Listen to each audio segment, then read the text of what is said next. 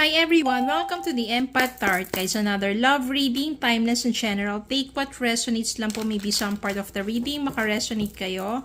Some part of it, hindi. Totally makaresonate na parang kwento ninyo ito or hindi naman kaya. Dahil iba't ibang mga energies, iba't ibang mga love connections.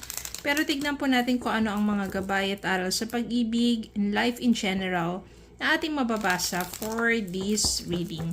Ganun din, tignan natin kung meron din tungkol sa money aspect ng buhay ninyo.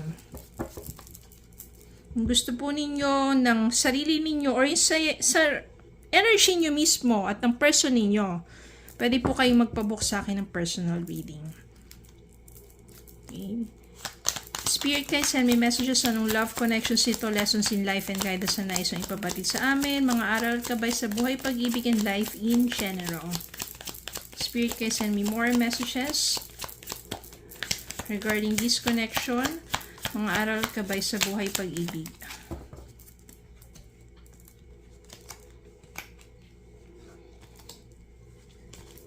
Okay, tingnan natin ang mga mensaheng to. Strength,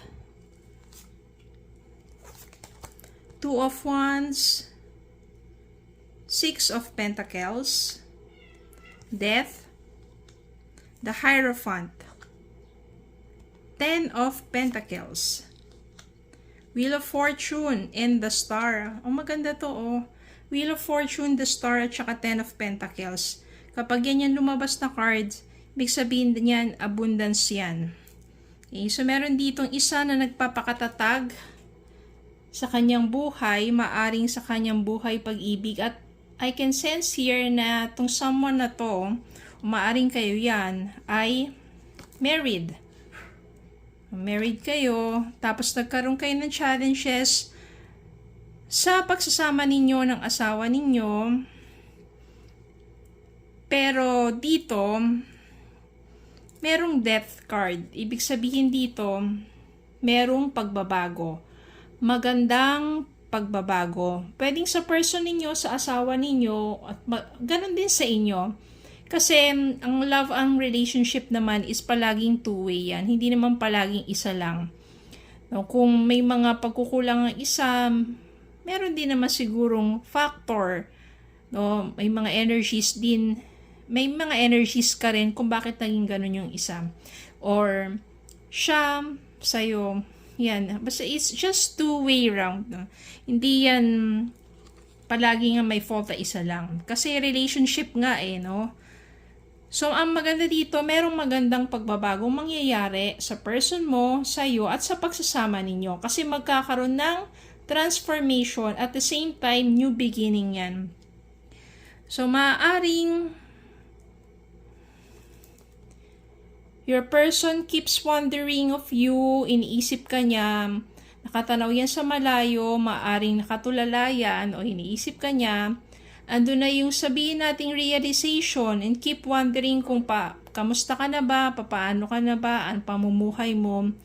At maaaring sa kanyang realization, doon na talaga magsisimula yung transformation or pagbabago.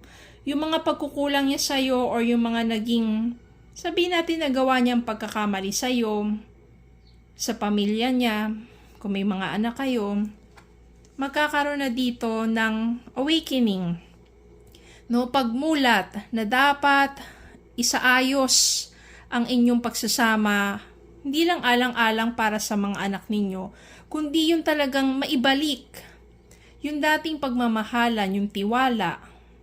Sabihin ng iba, hindi, simula na nagloko na yan, nagsinungaling, kung ano pa mang ginawa, hindi na magbabago yan, pero hindi. Kasi once ang isang tao nahipo ng Holy Spirit, magkakaroon talaga ng transformation. Meron nga dyan yung dating mga sabihin natin, masyadong mabisyo, alak, sigarilyo, kung ano-ano pa, diba? Pero once na merong pagbabago sa buhay nila, talagang wala. Winawak sila lahat yun at nagkakaroon ng panibagong pagkatao. Kumbaga, meron talagang tunay na transformation at maaring yun yung nangyayari sa person mo. Kaya na-realize niya ngayon na meron siyang pamilya at nasaktan ka niya, maaring yun na talaga. Meron na talagang, di ba, parang natauhan na. Kaya naman dito, yung dinadala mong pagpapakatatag at panalangin tungkol dun sa person mo ay maaaring nagbubunga na. O, nagkakaroon na kasi ng pagbabago sa kanya. Kung dati, hindi siya give and take, palagi na lang ikaw yung give ng love, tapos wala ka naman iti-take, wala namang sabihin natin na parang puro ikaw na lang yung nagbibigay, tapos ang napapala mo naman ay puro sakit na lang. Kasi nga, your person maybe hindi ibinabalik sa'yo yung pagmamahal na binibigay mo. But this time, 6 of Pentacles, it will be give and take na. After realization, marirealize ng person mo, o after some time of reflection, marirealize ng person mo na it should be, kasi mararamdaman niya yun sa kawalan sa mga panahon na maaring magkahiwalay kayo. Mararamdaman niya ngayon yung absence mo at dun niya mafe-feel na ang laki pala ng nawala sa kanya simula nang magkalayo kayo. Kaya nandun na yung pagbabago, naiisip niya, na-realize niya na bakit kanya sinaktan at bakit hindi niya sinuklian yung pagmamahal na pinapakita mo. This time, for that realization, ito na yung mangyayari sa inyong pagbabalikan. Bakit ko nasabing merong pagbabalikan dito? Kasi you will be guided by the Holy Spirit for your union. And it will be, yung person mo, it will be committed na sa relationship ninyo at sa family ninyo. Meron din kasi ditong star. Ibig sabihin, merong pag-asa. Kaya kapag ikaw talaga nananalangin ng mataimtim at taos sa puso mo at nananatili ka kahit anong sakit ang pinagdaraanan mo, nananatili kang mabuting tao, tinutupad talaga ang iyong mga panalangin, and it will come in divine timing. Sometimes medyo matagal, pero it's really worth the wait. Kasi nga, merong proseso na ginagawa si God do sa person mo patungo sa kanyang pagbabago, na kung saan pag dumating yung araw na yon, magiging maayos at masasabi natin na lahat ng mga naranasan mong sakit ay iti-turn it, yung pain na yon, it will turn it into joy. Kaya yung Wheel of Fortune naman dito means, magkakaroon ng magandang movements in destiny, in fortune, and chances between the two of you. Panibagong simula sa inyo at magandang kapalaran o magandang ikot, panibagong chapter sa inyong dalawa. And 10 of Pentacles dito, ibig sabihin culmination. Hindi lang yan sa relationship, kundi pagdating din sa money matters, abundance. Because, kasi nga, kapag meron ng renewal, reunion, hindi lang basta yung love, kasi nandiyan na yung trust, yung support, understanding, lahat-lahat. Kaya mag-grow kayo ng family mo, magtutulungan kayo, pati pagdating sa financial din,